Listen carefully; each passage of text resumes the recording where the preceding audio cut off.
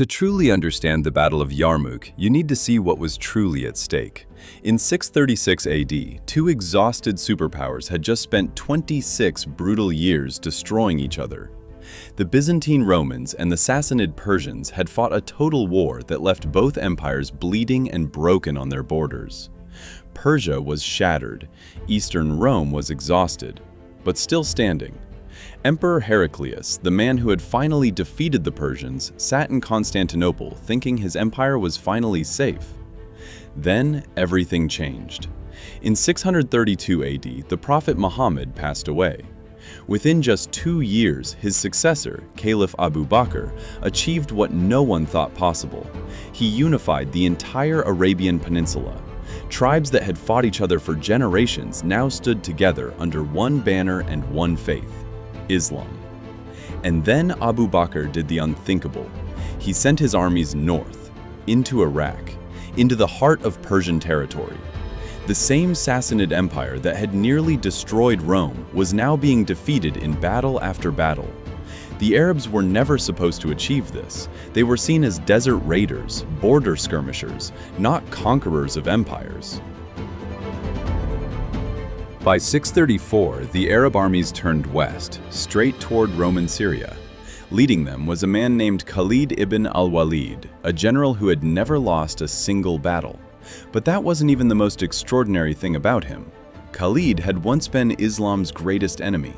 At the Battle of Uhud, he had nearly destroyed the Muslim army himself. Then he converted.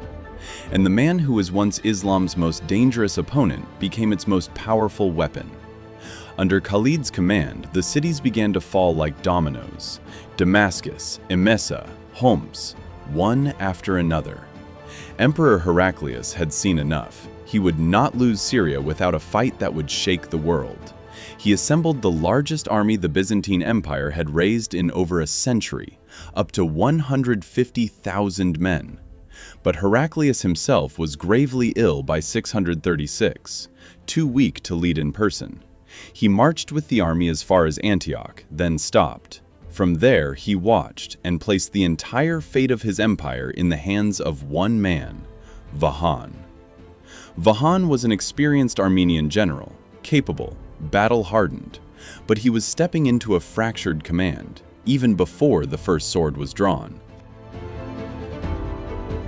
The Roman army was not truly one army. It was a fragile coalition held together only by imperial orders.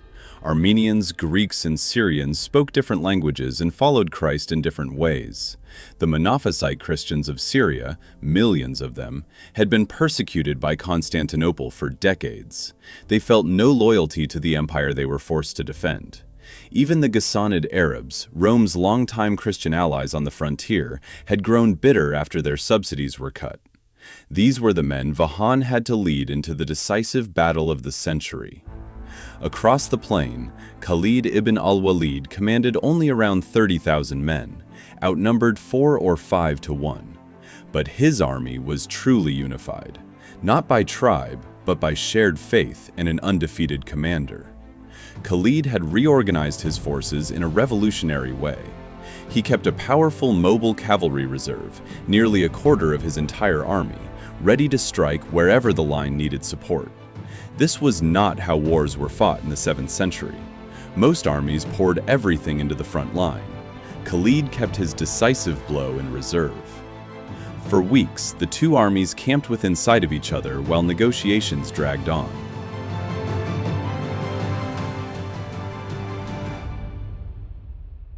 You are outnumbered. You are far from home. I will give you safe passage back to your desert. Every man, every horse. No pursuit.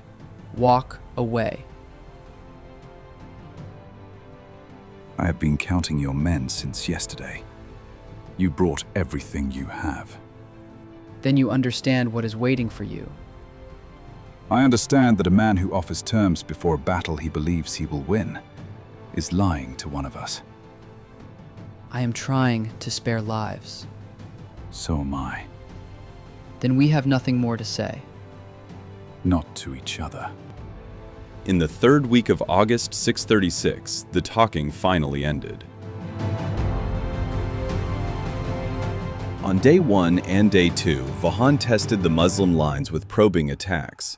The Roman heavy infantry advanced, clashed with the Muslim center, then pulled back.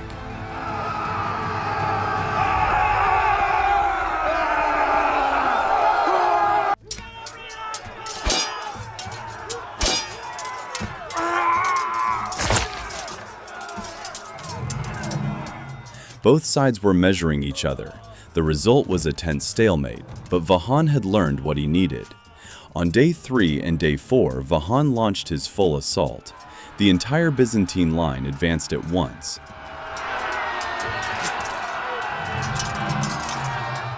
Tens of thousands pressing forward in one massive coordinated attack.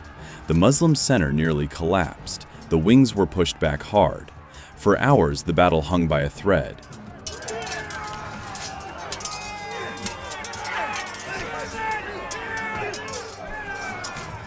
Khalid personally led charge after charge, throwing his mobile cavalry reserve into every breach.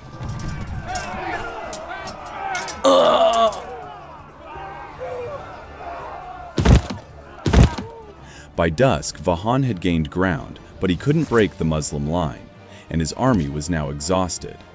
Then came day 5. The fighting suddenly stopped. Both sides rested, reorganized, and tended to their wounded. To Vahan, it looked like a pause before the final blow. To Khalid, it was something else entirely. It was time. Khalid did exactly what Vahan least expected. Instead of defending, he attacked. The Muslim center advanced, not to break the Roman line, but to pin it down, to keep the Byzantines fully engaged and unable to maneuver. Slowly, the Roman army was compressed and pushed backward, directly toward the ravine. Then came the final blow. The 2 cavalry detachments Khalid had secretly sent out during the night appeared behind the Byzantine army. They had captured the crossings. The vital bridge over the Wadi-ur-Rakad was now in Muslim hands. The only escape route was sealed. Vahan's army was trapped, surrounded, compressed into a shrinking pocket with a 1,000-foot abyss at their backs. Chaos erupted. Some men desperately tried to flee and tumbled into the ravine. Others stood frozen as the realization spread. There was nowhere left to go. The battle turned into a complete rout. Tens of thousands fell. Vahan himself was killed. The largest army the Byzantine Empire had assembled in a century was destroyed in a single afternoon. When news of the catastrophic defeat reached, Emperor Heraclius is said to have wept. He gathered what remained of his forces and completely abandoned Syria, retreating north through the mountains of Anatolia. Farewell, Syria. What a beautiful land you are. How beautifully you are lost.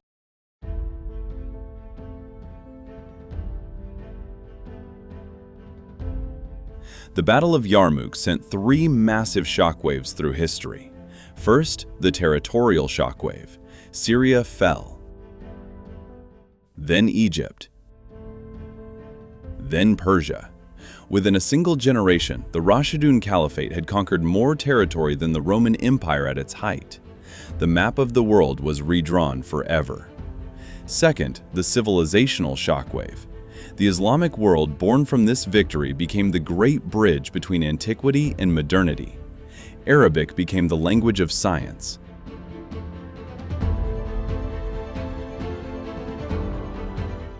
Cities like Baghdad, Cairo, and Damascus rose as the new intellectual capitals of the world. Greek philosophy survived through Arabic translations. Algebra, optics, medicine. Much of what the world later inherited passed through this civilization. But the third shockwave is the one almost no one expects.